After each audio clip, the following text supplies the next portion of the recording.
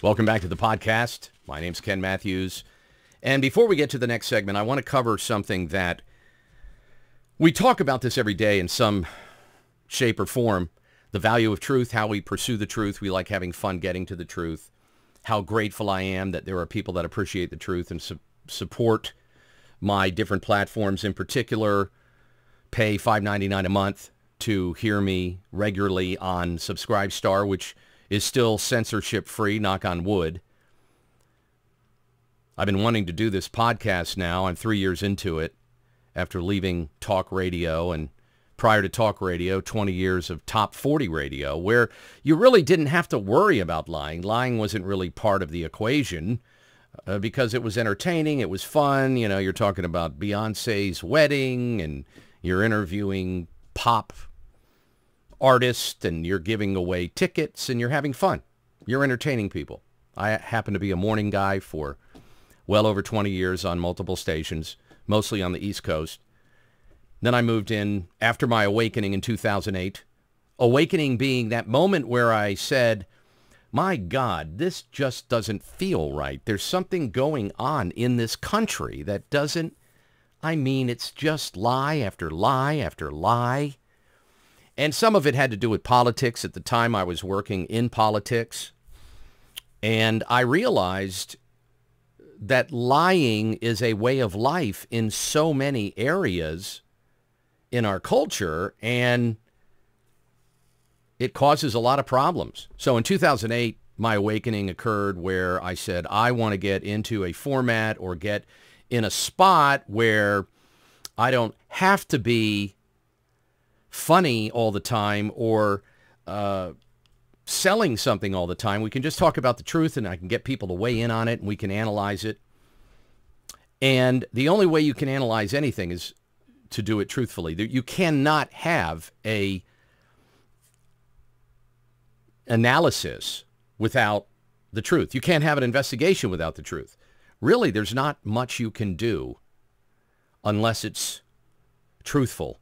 If you're investigating, if you're diagnosing something, if you want to talk about it, if you want to have a debate, you just can't do these things with liars. You can't. We've become accustomed to it. We've accepted it. We watch liars debate politically every election. We vote for liars. Most of us have a boss or two that is like almost a pathological liar, or you have through your career, depending on how old you are and where you've worked and what you've seen. Most people can smell BS. So I'm a big fan of the truth, and I know that the truth, again, it will grow slowly on a podcast. The truth will get subscribers and listeners, but it will also lose them. And sooner or later, you have to decide,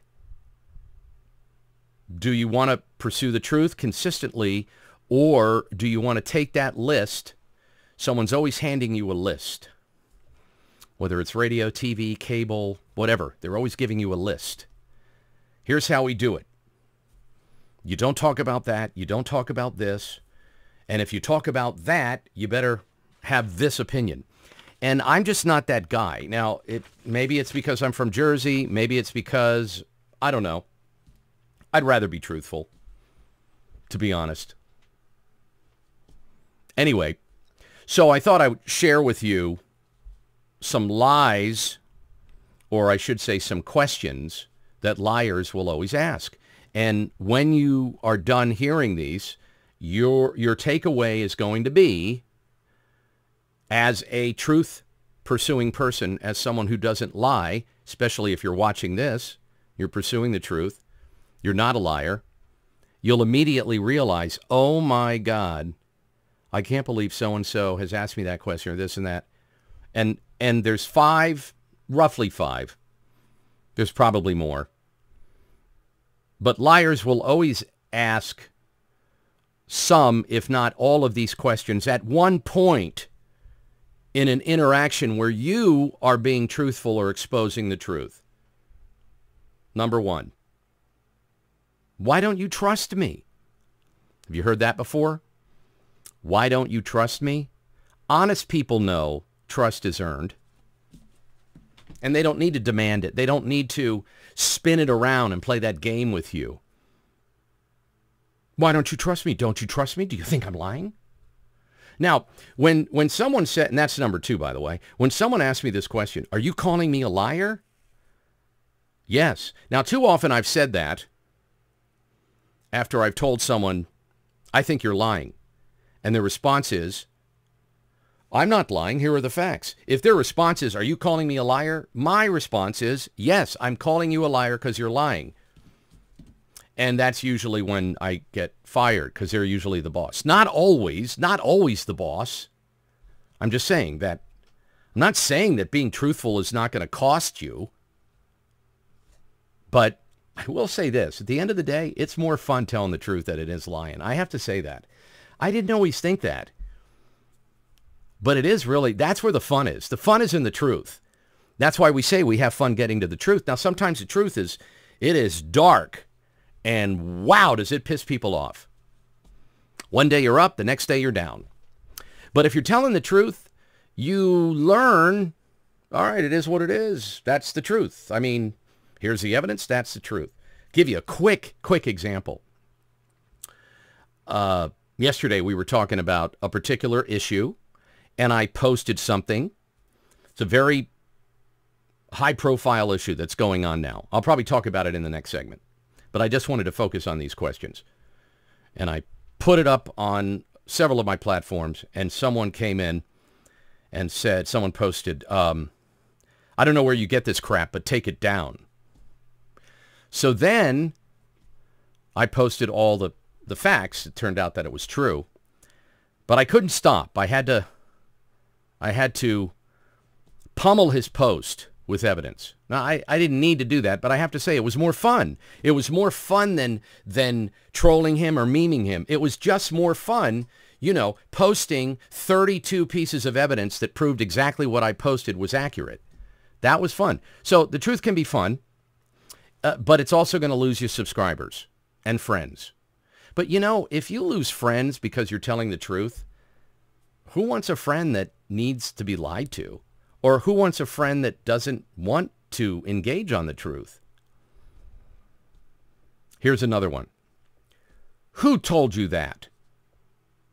Another one of the questions that liars will regularly ask. Who told you that? The Roman Stoic philosopher, who I never met because it was long ago, said that truth fears no questions, but liars fear exposure. So you can usually tell if someone has been caught lying or covering up the truth by these questions. Think about it. Think about these questions. Who has asked these questions to you? I mean, I have experienced so many liars, being in the media, being in real estate. Ooh, just in life, you're going to run into them. And sometimes it's no big deal. It's no big deal. You walk away. You say to your wife or your husband, oh, that guy was full of crap. I know. He just wouldn't stop lying. Whatever. But sometimes you want the truth. You need the truth. What America needs now is the truth. We're losing our republic. Everybody lies. Every major story on the news tonight, half of it's going to be a lie. We're going to be lied to by the FBI. We're going to be lied to by our politicians. We're going to be lied to by people that don't want to get caught lying. Question number 4. Why are you making such a big deal out of this? That's one of my favorites. That's one of my favorites. Now, I had a list of examples I was going to put in here, but I didn't. I just wanted to talk about liars because we all know them. There's so many of them, and it's something we can all relate to because we get lied to every day. And I don't buy this crap that people lie all the time. They lie every day. You know, you're going to lie. That's what lying, everybody lie. I don't buy into that. To me, it's just more peer pressure crap to excuse their own behavior.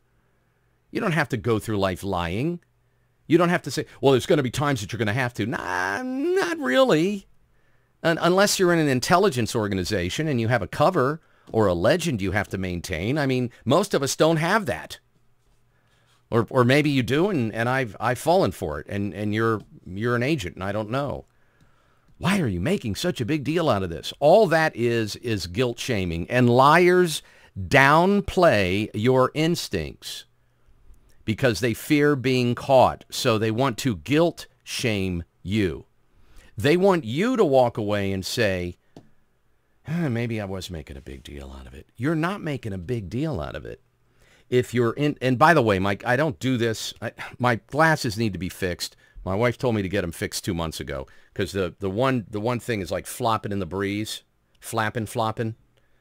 And that's why my glasses keep falling down. But like most men of my age, I don't really pay attention to vision, hearing, and several other maintenance issues, which I should. Anyway, when you say, or when a liar says, why are you making such a big deal out of this? That's their way of getting you to turn down your instinct and your intuition and turn down your ability to see the truth. Then you start to go, yeah, maybe it isn't such a big deal. I mean, so what? I mean, I'm sure Epstein was working alone. I shouldn't make a big deal out of that, child sex trafficking thing. So I blew it. Now I'm off YouTube. See, I let that little piece of, but see, that's another lie that just ticks me off.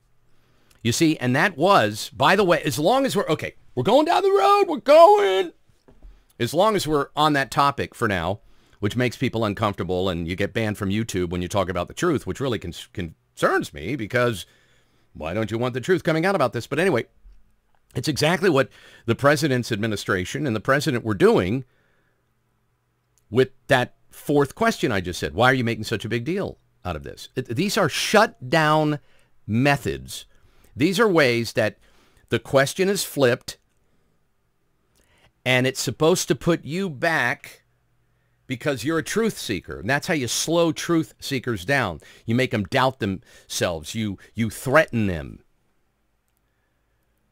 But this is one that works really well. And we saw it when somebody asked about the Epstein thing a few months ago, remember? And what was the question? Why are you still talking about that? You're making a big deal about that? Come on. You might as well have put a neon light. You're lying. Because that's what that is. Number 5.